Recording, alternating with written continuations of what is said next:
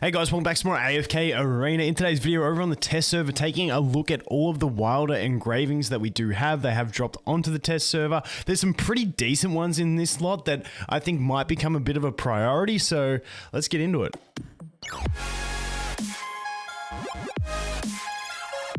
Okay, so first up we have Nomura. Now, Nomura, she gets the health regeneration here increased by 30%, but this one is interesting. An allied hero now additionally recovers 100 energy points immediately, and I'm assuming that's on top of the 150 at the level 2 skill up, which means this ability is actually increasing their energy by 250, 100 instantly, and then 150 over time. I think this is a really nice effect for Nomura. I think especially a 9 furniture Nomura is really clutch in a lot of situations, and if you can add this to her kit where she's actually boosting that energy, I think it could be a nice change. Whether it puts it top priority, I don't think so, but it's a really nice one. Like if that effect was on the skill 3, I think it would definitely be worth it. Now let's take a look at the engravings here as well. The other thing is she gets the health recovery. It's not the biggest thing, but yeah, unfortunately you do have to get it pretty far. What's this, level 60 to get here, which I don't know if you want to do it for Nomura straight up, but it is a really nice addition to this ability. Moving on from that, we have Kaz. Ability is activated every 6 seconds. Not too bad. Like, we do have 8 seconds, so she's going to get more reliable on those guaranteed dodges, which is not too bad.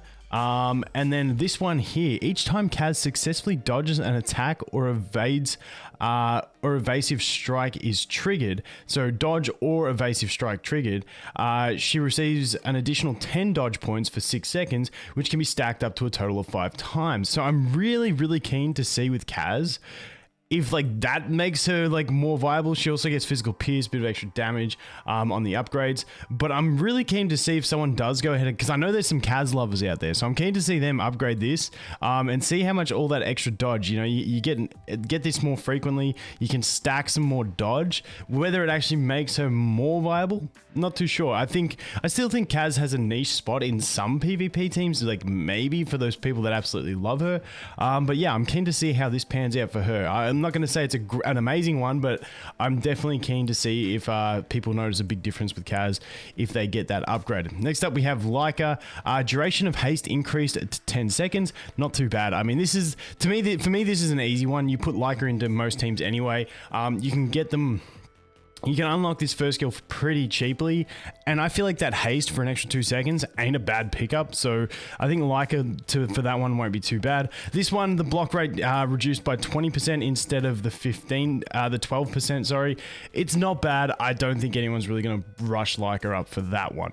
Next up, we do have Tassie. Now, this one steals 55% of the target's attack rating while they're banished. Not too bad, an increase of 15% on that one. And then we have this, which is just a damage increase. Now, the thing about Tassie, it's not really about these two abilities. For me, it's more about if we look at the stats she gets, which is going to be the haste. So you can get a good chunk of haste on Tassie if you have her 5-starred. So I think that might be an incentive for some people to go ahead and do this to Tassie, but we'll have to wait and see. But her actual skill, the actual skills aren't the greatest thing, but that haste ain't bad. So we move on to the tree. Now the tree I was hoping was going to get some like massive buff. It's one of those ones that really needs something. This one restores 6% of lost HP per second. I don't think it's going to make any difference to the tree. Tree still needs a massive buff in my opinion. I really want him to because I actually really like the dude. Next up we have Cirrus. So Cirrus gets damage of normal attacks increased to 40%. Nothing on that one. This one not too bad, but the problem is with Cirrus, damage that is less than 7% of Cirrus's max health is reduced by 50%. Obviously his signature item does increase his max health by 100%, so it's like, you know, 14%, you know, on the base levels, but the thing is you do get it reduced by 65%, which is some extra mitigation, and it's going to be less than 10%. The problem is he just gets burst down, especially at high deficits. So I don't think this is going to change anything, but I mean, it's not a bad little buff to him, but it's still not going to make him anywhere near viable or worth putting that much investment into him. And I can't remember what stat he actually got. And he gets crit damage amplification. Cirrus is a weird one for me. He's a warrior. I feel like he should be a tank, not a warrior. And he's just, I don't know. I feel like they're mixed up with what he actually is meant to be. I just don't think he's a warrior. He's got like this passive that makes him makes his health super high. He's a tank. I don't know. He's a tank with a bit of CC. I think he's a bit lost. I really like Sirius as well, but you know, rip the dream. Anyway, moving on to Iron. Iron gets an extra damage increase here. He gets the extra chance to ignore defense ratings, but this doesn't really matter when you consider the fact of, if we go here, the ability Sylvan Oath has a 100% chance to trigger when Iron is above 60% health. So like this Sylvan Oath, like it's already guaranteed to trigger by his furniture, like unless obviously he's really low. But to me, this is very negligible. So the actual skills on Iron aren't the greatest, and he does get a bit of extra physical pierce, but I don't think it's gonna be worth it for Iron either. I feel like he's moving into more of a support type role instead of being a damage dealer anyway, so he doesn't really need it. Then we have Gorvo. So this one here, every time Gorvo's Warhammer is charging up, he receives 10% less damage for 8 seconds and can be stacked up to 3 times. I think Gorvo's is a really, really nice one on this level, and I feel like this would be a good one to actually level up from the Wilders. I just think it's a nice little added effect. I mean, Gorvo is inherently really tanky. I think he's one of the top tech pick units in a lot of teams where, you know, you just need a distraction and he just jumps into that enemy side of the team and just distracts them really well and survives pretty well, and getting extra mitigation is going to be really nice on top of that. And then this one here, shield equals 60% of Gorvo's max health. Not a bad one, getting that extra, you know, mitigation, but I don't think that's going to be one that people rush to.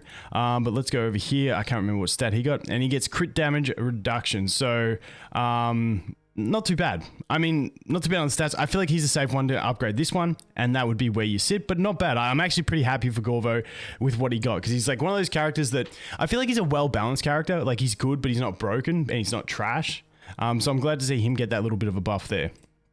Then we have Lawson. Basically, it extends it from a 5-second stun to a 7-second stun, which is pretty huge, but I don't think it's going to be necessary. I feel like with Lawson, that stun isn't a clutch factor for him, so I don't think it's going to be necessary to actually upgrade that. And then he gets a shield value increase of 50% from 300 to 350, but he does gain some haste. I don't think Lawson really needs any of the stuff, but like, it's not bad. I think it's the best way to put it. Lawson stuff ain't bad, but it's not necessary. That's what I think anyway. Next up, we have Soros. He's going to go ahead and get the damage increase here. And this one, it's going to increase his attack by 12 instead of 10% and defense by 30 instead of 25. I don't think it's worth the investment on this one. Like, it's not a bad, like if that skill was on this one, you'd probably go to it, but I don't think it's really worth it. He does get some pierce, physical pierce as well, which is going to increase his damage, but I feel like Soros is starting to fall off in general, or already fallen off, so I don't think it's going to be really worth it for him. Next one we do have is Solus. Now, Solus not too bad. We get the extra bit of damage on that one, and then this one, the 2 most injured allies receive the blessing effect, so not too bad on this one, giving an extra ally some mitigation and also some healing. I think this is a really nice tech pick, but once again, because it's the expensive one, I don't think a lot of people are really going to have to prioritize this. If you're a Solus person, you'll probably do it because it's not bad, but besides that, no one's going to rush to this one. Once again, if it was over on this ability, that would be one that you'd get to for the cheap investment if you do use Solus and have some fun with it, but not the greatest. But what we do get some haste as well. I always like getting haste on anyone, so not horrible for Solus, but she's not good enough to warrant the extra investment as is. Then we have Pippa. So Pippa is one that I really like, and I think people will go ahead and do. You go from a 25% chance to fail with the Acorn transmogrification down to a 10% chance to fail. Now, obviously in campaign and stuff, you can just keep retrying to get the RNG that you want. So it's not the end of the world. But that's more than halving the chance to fail. Like, that is a really good increase into the reliability of Pippa not failing that ability, which I think is not bad and worth the little investment. Then we have this one here. Any enemies within range are stunned for 5 seconds. So her stun from her teleport goes from 4 to 5 seconds, which, yes, it's only 1 second, but it is a 25% increase on that stun, and she does it often, and it's an integral part of her kit. I think Pippa's one to get this 5-second stun is pretty valuable. Now, in like the current teams that you really use Pippa in, like Portal Party, might not be necessary because you have so much added CC, but I feel like what this might do is allow you to free up another character from your Pippa team, from your Portal Party team, to be able to move somewhere else. Like if you're using Portal Party with a Tassie, it might allow you to drop that Tassie or, you know, an extra unit. I just feel like it adds like both of these skills just add more reliability to Pippa, and I feel like it may free up an extra slot to put someone into another team if you need to. So not too bad. And then as for stats, I think she gets dodge. Yeah, Pippa gets dodge, which ain't too bad. I don't know how important the dodge is going to be. Maybe just dodging a few attacks that come AoE and stuff like that. But not too bad on the two abilities. I really do like them.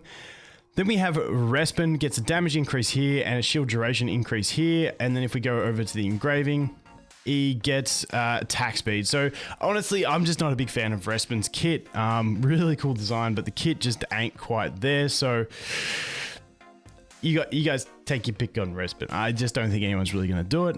Moving on from that, I think this is the final one. Yes, it is. It is Raku. So Raku, duration of the ability effects extended to 10 seconds. This is on his self buff. Honestly, not bad. Not a bad one. Raku is very meta at the moment, so any buff to him is going to be really nice. Then we do have this one. Whenever an enemy target is under the effects of a control ability, Raku will additionally target the enemy for the next 6 seconds, as opposed to the next 4 seconds. So this is very similar to the Pippa one in that it adds more reliability to Raku, where you might not need as much control in a Raku team. But at the moment, I think he's most commonly used with like the hero team, which has a ton of CC. So I don't know if you really need that. But I feel like in the future, it may open up doors to other Raku teams to be more reliable and stuff like that. So kind of like Pippa, it just adds to him, or like already adding to an already good hero. But then we do go to the engravings, and what does he get here? He gets crit damage amplification. Honestly, if he got haste here, it would have been huge, because haste or attack speed would have been huge for Raku, I think. He doesn't really need this CDA, in my opinion. Yes, for his ult, but you know, he's basically there to do damage based on the enemy's max HP. So yeah, if he had one of those two, it would have been amazing, but I still think Raku is really solid. So to sum it up, in my opinion, I think the winners of this one are going to be, and the winners are always going to be the heroes that are already good but get extra buffs. It's going to be Tassie for the extra haste that she's going to get from her level ups. We do have Nomura, I think, is a nice winner for the 100 energy, but I don't think she's strong enough in herself right now to warrant a lot of people going to that. Then we do have Gorvo. I was really happy with the Gorvo change, especially this one getting the extra mitigation for low investment. I think is going to be really, really valuable for a lot of people. And then the final two were definitely the Pippa and the Raku, both for just making themselves a little bit more reliable in combat because they're already really strong. But anyway, guys, that is going to be it for this one. Thanks for watching. Hope you have an awesome day, and I'll look forward to seeing the next one. Cheers.